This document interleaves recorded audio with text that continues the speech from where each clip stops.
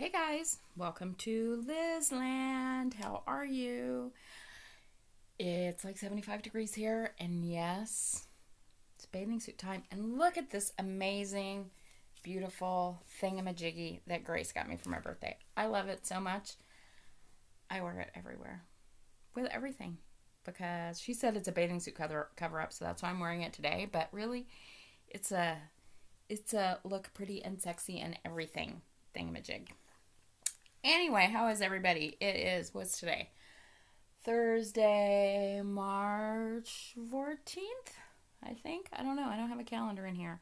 I don't think I came to you guys since my birthday. I had a fabulous birthday. I'm very excited about 53. I truly believe this is going to be one of the best years of my life. I'm in a good place in all the ways. So, oh shoot, I forgot I was going to look something up and share with you guys. So what's going on? So I had a fabulous birthday with my friends and my family. Gracie and Joelle and I we stayed at a hotel in a casino overnight, which was super fun. And I have to show you one of the things Joelle got me for my birthday, because it is like absolutely my favorite thing ever. It's a button that says badass, and listen to it. It sounds just like me. You create your reality. That's what I'm going to talk about today. Wait. Feed fear a suck it sandwich. You are a badass. You can do it. That's the one they really think sounds like me. Anyway, I love this so much, I can't even tell you. So, from a weight perspective, I don't even remember where I left off with this. I think the last video I made, I was talking about the idea of eating only when I was hungry and listening to my body and not following any specific diet plan. So where am I at with that now? So that really freaked me out. Emotionally, it was very interesting. The not having parameters, I think internally scared the fucking shit out of me. Pardon my language. This, F-bombs all the time. I'm sorry. This is not a channel for children. I ate a lot of crap. Then I tried to rein it in, and initially tried to rein it in with keto again, and I don't know, I'm just up in the air. I don't want to do that. I mean, like I said before, I have been trying keto for 2 years, and I weigh 10 pounds more than I did when I started, and that's about me. That's because I can't keep consistent with it. So then is that the thing for me? Probably not, but not having any parameters is scary for me. So I'm going to tell you where I've landed I've said on Instagram and YouTube, I don't want to talk a lot about food and weight anymore because I don't think it's what defines me. And there are lots of goals that I'm working on, one of which is to lose a little bit more weight. But it's one piece. And for my entire life, that being fat has been the dynamic that's surrounded everything. And I just don't want to do that anymore. So I had a big, so I ate all the things my birthday weekend, all the things, and came back, reined it in, and I don't know, was at the highest weight I'd been in a really long time last Sunday. Since Sunday, I've lost 6 pounds, so obviously it was a lot of water weight. But anyway, regardless, I don't know what I'm doing from a food plan. I'm trying to eat most of my calories early in the day. I'm trying to keep carbs, if I eat them, within a very specific window. And the thing that really worked for me, my entire weight loss surgery journey, was not having a lot of shit at home. And I think that time when I decided, okay, listen to what your body's hungry for, buy it. I bought a lot of food to have. I don't know why I'm choking. A lot of food to have at home, and so that stuff was available to me all the time, even when I was just eating from an emotional perspective and not hunger, and that's never good for me. So right now I'm back to what I did for years, which is just not having the food here. It's like if I want something and I really want enough to go get it, which is like, would have to be really a lot, particularly because most of the time I want to eat from a place of non-hunger is at night. And I go to bed early. I get up at 4:30 to go work out. I'm not, if it's 7:30 and I feel like I want ice cream, I am not getting in my car and going getting it because I'm already getting ready for bed. Because me. So that's what I'm doing now. I'm trying to drink my water, do my exercise. I'm exercising 4 to 5 times a week. Hard. Doing my meditation and spiritual practice. Keep it up with my 80. Why am I joking?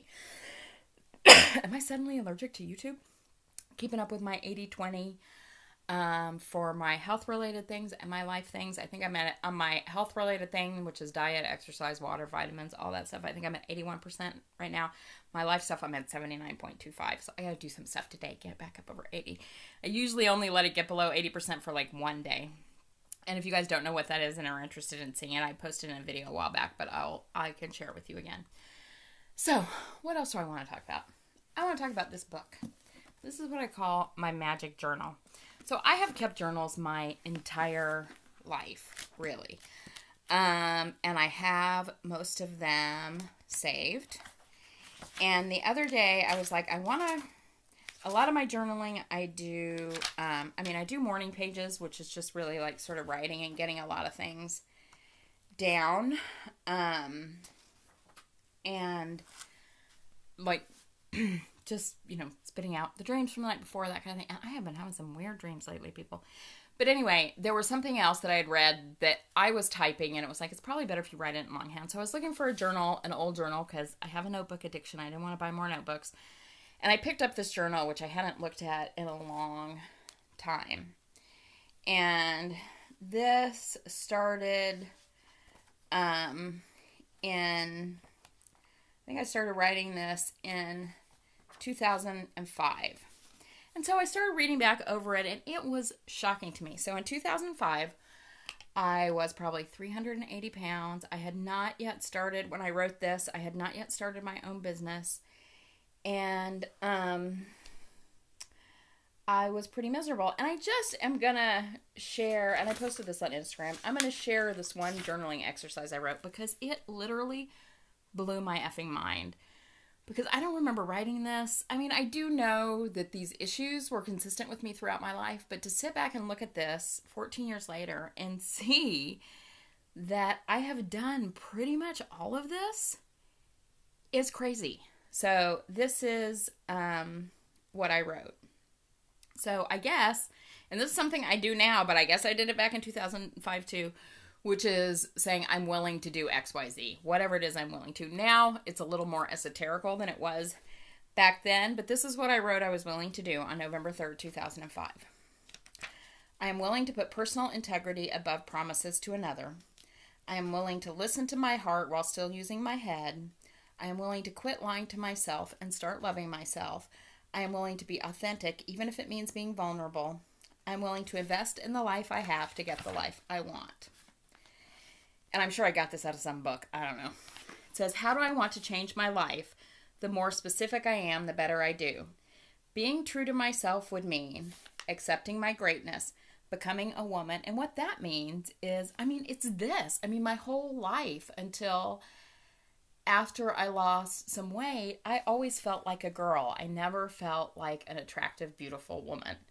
I do now. Okay, so becoming a woman, quitting this job, so the job that I had at the time, allowing myself to feel and show love again, living in integrity, making amends, speaking up for myself, releasing fear, accepting love, and allowing myself to feel. If I were true to myself, I could live in the present, feel my emotions, not be so afraid, step into my life, attain my potential, realize I have value and that me, myself, is something valuable, have relationships with other people. And, you guys who have followed me for a while know. 5-6 years ago, none of these things that I was talking about here, which I now feel every one of those things that I just read to you, I absolutely have integrated into my life. And it wasn't like I set out with this list of goals saying, I'm going to do this, this, this. I know it sounds like this because I wrote this down, but I don't even remember I wrote this. And then the end, if I was true to myself, I would let go of 200 pounds. Did I really think when I wrote this that that would ever actually happen? Hell to the no. My fear, the belief that who I am is not good enough, my fear of money, my fear of happiness, my martyrdom, other people's pain, the need to control and manipulate in relationships. So I just read that and was like, okay, well, that for me is pretty solid evidence that even if it isn't like quote unquote work, like it's every day you're reading these things of, okay, I'm going to accept my greatness. I'm going to come up, but the idea of putting it out there and even imagining these things for yourself is really possible, because I think that's where this transition in my life started, was this day, November 3rd, 2005, and this magical little journal was where the life I have now started. So I just want to encourage you guys. I know we get so caught up on diet and exercise and what's wrong with us, to think about what you want in your life and to think big and to maybe take a minute to write it down. And who knows, I've started using, because I every day do what I call an appreciation rampage. And I also do kind of what I call a creative workshop. These are all, if you guys are into Abraham Hicks or know what that is, it might be weird to some people, but it's something that I follow. These are terms that and practices that they use. So I write these every day. So I've started using this app called Future Me, where you can write a letter to yourself and it'll pop up in your email a year later. So I've started putting those in Future Me. So a year from now, I will remember what I said today, what I was appreciating in my life, what I was wanting to grow in my life. And a year from now, it'll pop up and I'll say, look at that. There it is. Because that's what I truly believe. Anyway, what's your biggest, most audacious hope for yourself? Put it in the comments. Like, subscribe, do all the things. Follow me on Instagram. Who had such a hard time with Instagram being down yesterday? I did not realize how much time I wasted on the Instagram until yesterday. I saw a meme today that was talking about the upcoming baby boom in December of 2019 because Instagram was down. Everybody had to have sex with their partners yesterday. Anyway. All right, that's what I have this week. You guys have an amazing week, and I will talk to you soon. And excuse my messy room.